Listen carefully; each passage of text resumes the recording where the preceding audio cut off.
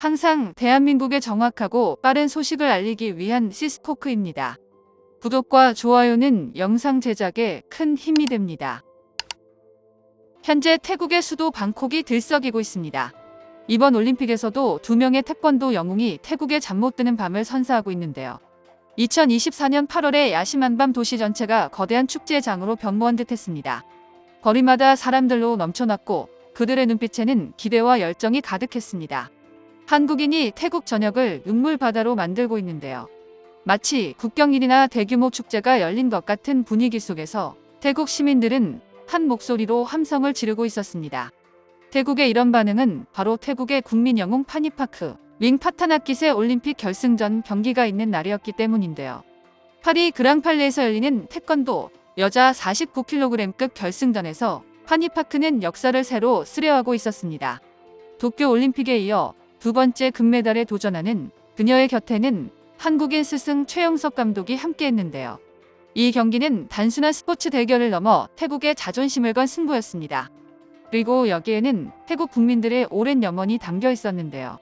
오랫동안 중국의 그늘에 가려있던 태국이 이제는 당당히 세계 무대 중심에 서고자 하는 열망이 이번 경기에 모두 담겨 있었기 때문입니다. 방콕에 모인 수많은 국민들은 파니파크가 강력한 도전자인 중국 선수를 반드시 꺾어주길 간절히 바랬습니다. 경기가 시작되자 방콕의 거리는 숨죽인 채 경기를 지켜보고 있었는데 파니의 모든 행동마다 도시 전체가 숨을 고르는 듯했고 그녀가 점수를 얻을 때마다 함성이 하늘을 찔렀습니다. 지난 대회 우승자다운 면모를 보이며 파니파크는 뛰어난 기술을 앞세워 빠른 움직임과 정확한 공격으로 상대를 몰아붙였는데요.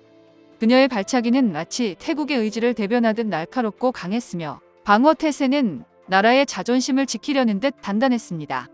최영석 감독은 상대방의 움직임을 모두 아는 것처럼 침착하게 경기를 읽어내며 파니파크에게 필요한 조언을 아끼지 않았는데요.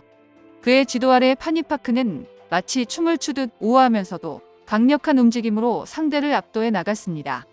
중요한 순간마다 최 감독의 적절한 지시가 파니파크의 경기력을 끌어올렸습니다.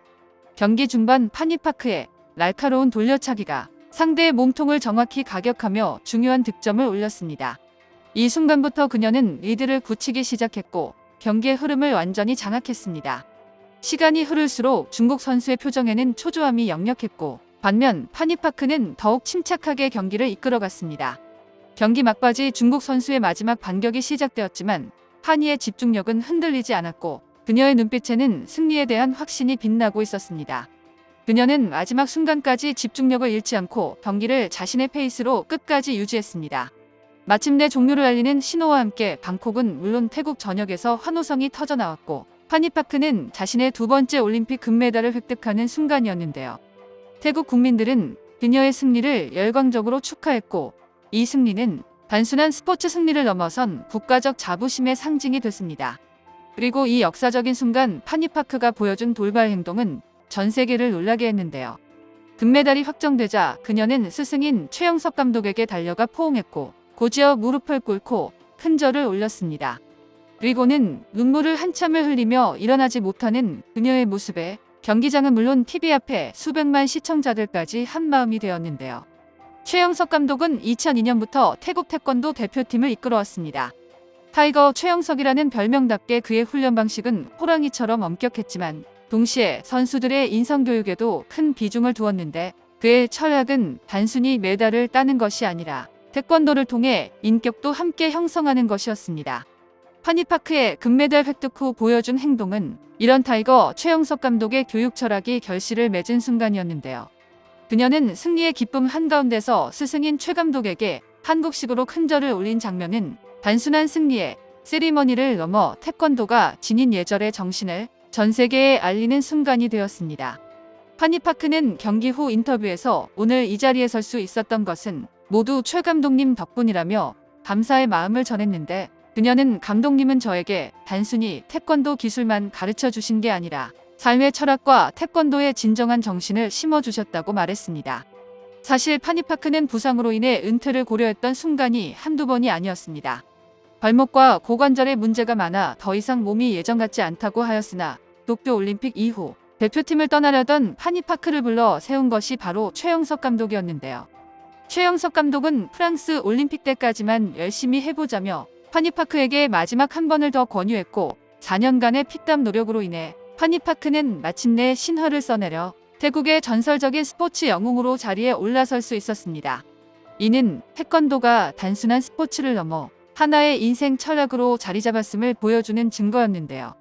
태권도는 이제 전 세계에서 예의와 무를 갖춘 스포츠맨십의 상징과도 같은 스포츠로 널리 알려져 있습니다.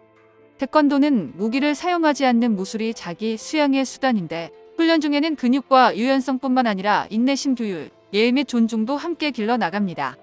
이것이 태권도가 단순한 운동이 아닌 심신을 단련하는 종합 격투기로 여겨지는 이유 중 하나인데요. 태권도를 가르치면 훌륭한 운동선수가 될 수 있을 뿐만 아니라 인격 형성에도 큰 영향을 끼치며 인생의 스승과도 같은 역할을 해주는 스포츠입니다. 그렇기 때문에 최근 해외에서는 부모들이 어린아이들을 태권도장으로 보내는 것이 필수 코스로 여겨지고 있는데요. 최근 남자 58kg급에서 금메달을 딴 박태준의 스포츠맨십을 빼놓을 수가 없습니다. 박태준은 결승전에서 아제르바이잔의 마흐메도프를 상대로 승리의 금메달을 목에 걸었는데 이 과정에서 일어난 이슈가 논란이 되기도 했는데요. 마흐메도프가 경기 도중 부상을 입었고 통증을 느끼면서 서 있기조차 힘들어했을 정도입니다. 마흐메도프는 다리를 절뚝이며 경기를 소화하기가 어려워 보였지만 경기를 포기할 수 없다는 듯 심판에게 경기를 계속할 수 있다는 신호를 보냈는데요. 당장 기권하더라도 이상할 게 없는 몸 상태로 보였고 그랑팔레를 채운 관중들은 마흐메도프의 투지에 큰 박수를 보냈습니다. 그리고 박태준은 상대를 존중하여 부상 상태와 상관없이 전력으로 상대에게 달려들었는데 이 과정에서 몇몇 관중들은 야유를 보내기도 했는데요. 그러나 부상을 당했다고 해서 오히려 동정심을 보이는 것은 스포츠에서는 더욱 상대를 모욕하는 행위라고 볼 수 있습니다. 하지만 박태준은 끝까지 인정사정 없이 마흐메도프를 밀어붙였고 세계 정상에 올라섰습니다. 그리고 그는 환호를 하기보다는 가장 먼저 상대 선수에게 달려가 마흐메도프의 부상 상태를 걱정해 주었는데요. 부축을 받고 상대가 경기장을 빠져나간 이후에야 비로소 태극기를 들고 기뻐했습니다. 박태준은 경기 후 인터뷰에서 경기는 상대가 포기하거나 그만둘 때까지는 최선을 다하는 것이 상대에 대한 예의라고 배웠다고 했죠. 시상식 때 상대를 부축해주면서 미안하다고 했고 상대도 경기에서 당연히 일어날 수 있는 일이라며 괜찮다고 축하해줬다고 말했습니다. 이 경기에서 일어난 한 장면은 태권도의 정신을 잘 보여주는 순간이 되는데요. 태권도가 전 세계적으로 사랑받는 이유가 바로 여기에 있습니다.